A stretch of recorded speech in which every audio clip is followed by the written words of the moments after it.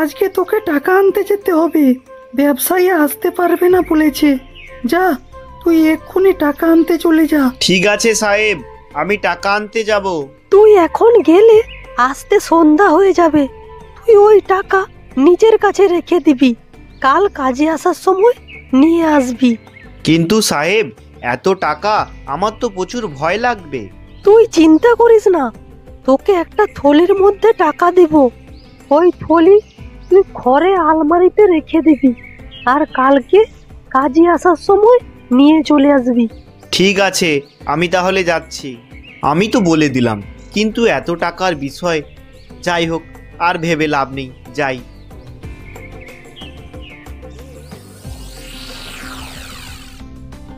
আমাকে রথিনবাবু পাঠিয়েছে। হ্যাঁ হ্যাঁ, আমার সাহেব টাকা দিতে বলে গেছে। এই নাও তোমার টাকা। ঠিক আছে, তাহলে আমি যাচ্ছি।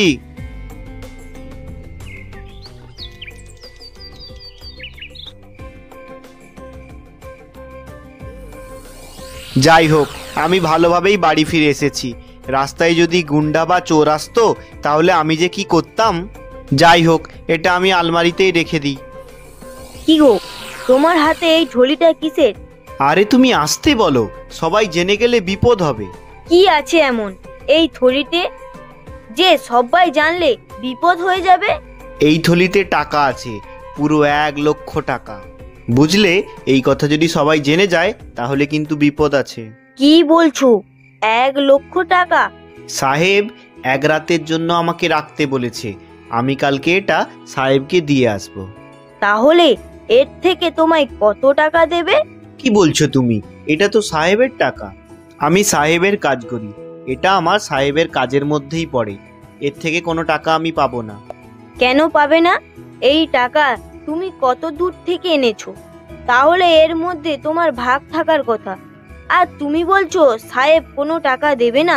না না, তুমি ভুল বুঝছো, এই টাকা সাহেবের। আর তুমি বেশি কথা বাড়াও না তো। যাও, প্রচুর খিদে পেয়েছে, আমায় খেতে দাও তো।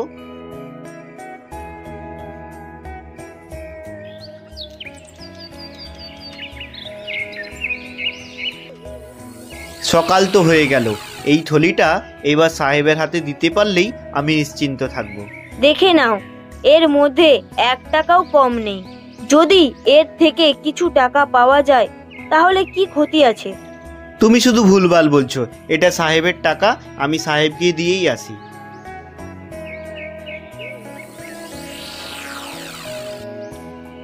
সাহেব, এই নাও তোমার টাকা। আমি কাল রাতে অনেক কষ্ট করে রেখেছি, গুনে নিন, 1 টাকাও কম নেই। আরে রমেশ, তোর উপর আমার অনেক বিশ্বাস আছে, গোনার কোনো দরকার নেই। আর তোর উপর যদি কোনো বিশ্বাস না থাকতো তাহলে আমি তোকে এই কাজ দিতাম কেন? এই নে রমেশ, এই 3,000 টাকাটা তুই নিজের কাছে রেখে দে। ধন্যবাদ সাহেব, ধন্যবাদ।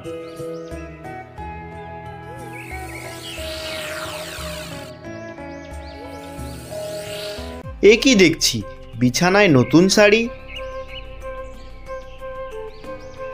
আমি এইটা বাজার থেকে কিনে এনেছি। কিন্তু বউ, তোমার কাছে টাকা কোথায় ছিল? তুমি এমন বলছো আমি টাকা চুরি করেছি? তুমি যা টাকা বাজার করতে দাও তার থেকে আমি কিছু কিছু জমিয়ে কিনেছি। কিন্তু আজ কেন কিনে এনেছো? আজকে তো কোনো কিছু নেই। আমি অনেক দিন ধরে একটা শাড়ি পরছি, তাই ভাবছি একটা নতুন শাড়ি কিনে আনি, তাই কিনে আনলাম। ঠিক আছে, এই নাও 3,000 টাকা। এই টাকা কিসের জন্য?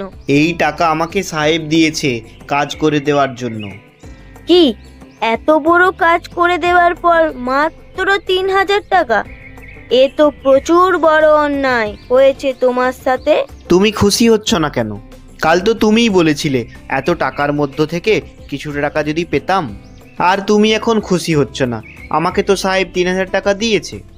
এর মধ্যে খুশি হবার কি আছে?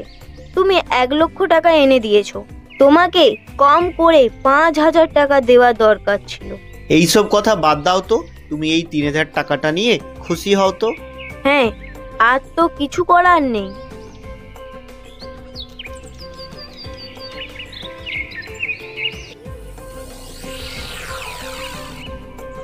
রমেশ, তুই যে কাল টাকা এনেছিলিস তার মধ্যে 10,000 টাকা কম ছিল। কিন্তু সাহেব, সব টাকা তো এই থলির মধ্যেই ছিল, আর এই থলিটা আমি আলমারিতেই রেখে দিয়েছিলাম। আমি এই থলি থেকে একটা টাকাও নিইনি, আর এই থলি থেকে একটা টাকাও কম হওয়ার কথা নয়। না রমেশ, তোর কোথাও ভুল হচ্ছে। ওই থলির মধ্যে 10,000 টাকা কম ছিল। আমার মনে হয় বউ থলি থেকে টাকা নিয়েছে, তাই তো কাল নতুন শাড়ি কিনে নিয়ে এসেছে। ঠিক আছে সাহেব, আমি একবার বাড়িতে গিয়ে ভালো করে দেখে আসি, যদি ভুল করে পড়ে যায়।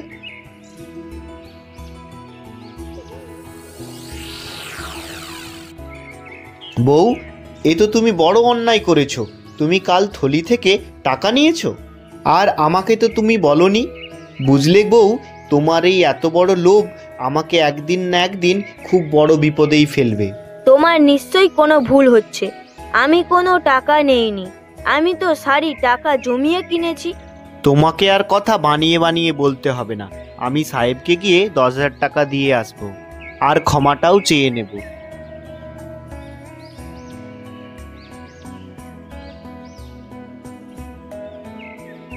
এই নাও 5,000 টাকা। আমি 2,000 টাকা জমিয়েছি, আর 3,000 টাকা তুমি কাল দিয়েছিলে। আমি আর 5,000 টাকা লাগিয়ে সাহেবকে দিয়ে আসবো।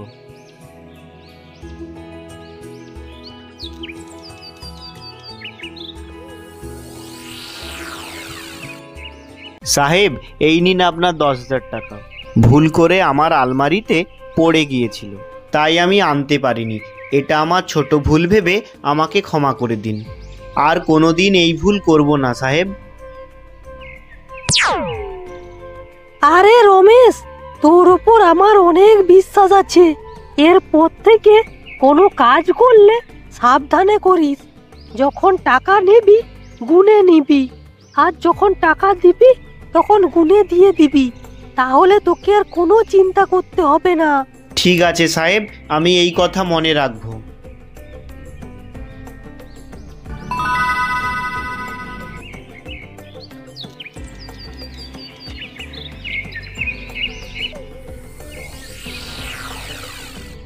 আরে রমেশ, আজ তোকে আবার টাকা আনতে যেতে হবে। ক্ষমা করবেন সাহেব, আমি যেতে পারবো না। কিন্তু কেন রমেশ? না সাহেব, আমি যেতে পারবো না। তুমি বরং অন্য কাউকে বলো। ঠিক আছে, আমি তাহলে যাচ্ছি।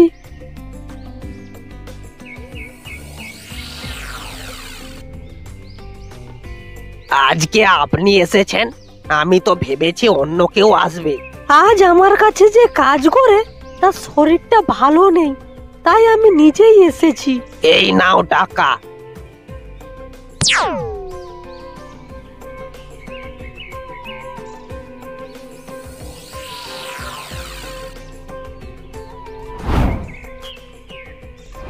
এ কি দেখছি, 10,000 টাকা কম। আমি ব্যবসায়ীকে ফোন করে জিজ্ঞাসা করি। এ কি দেখছি, 10,000 টাকা কম আছে। কিন্তু আমি তো 1,00,000 টাকাই দিয়ে এসেছিলাম। এই রকম যদি চলতে থাকে তাহলে কিন্তু আমি ব্যবসা করা বন্ধ করে দেব। ঠিক আছে, আমি সমস্ত কিছু জেনে বলছি। ক্ষমা করবেন, এই টাকা আমার কর্মী কমিয়েছে, কিন্তু পরের বার থেকে এ ভুল আর হবে না। আপনি যদি আগের বারেই বলতেন তাহলে আমি ওকে কাজ থেকে বার করে দিতাম। আগের বারে ও 10,000 টাকা কম দিয়েছিল।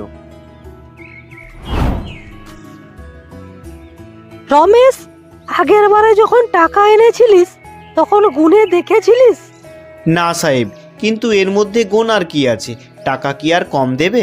আচ্ছা রমেশ, ওই 10,000 টাকা কোথায় ছিল? ওই টাকা তো আমার আলমারিতে ভুল করে পড়ে গিয়েছিল।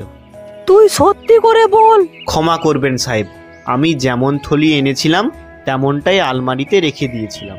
আমার মনে হয় আমার বউ 10,000 টাকা নিয়েছিল, তাই আমি আপনাকে জোগাড় করে পরে 10,000 টাকা দিয়েছি। আরে, তুই তো আমাকে সব কথা খুলে বলবি। তোকে 1,00,000 টাকা নয়, 90,000 টাকা দিয়েছিল। ঠিক আছে, এই নে তোর টাকা ফেরত ধর।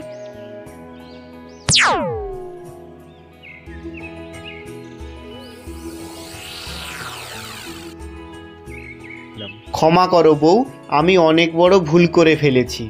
তুমি সত্যি কথাই বলেছিলে তুমি কোনো টাকা নাওনি। আমি কিনা তোমাকে বিশ্বাস করিনি। কিন্তু ওই থলিতে জানো বউ, 10,000 টাকা কমই ছিল। তুমি আমাকে ক্ষমা করে দাও। তুমি কিসের জন্য ক্ষমা চাইছো? তোমাকে কোনো ক্ষমা চাইতে হবে না। মাঝে মাঝে এরকম ভুল সবার হয়।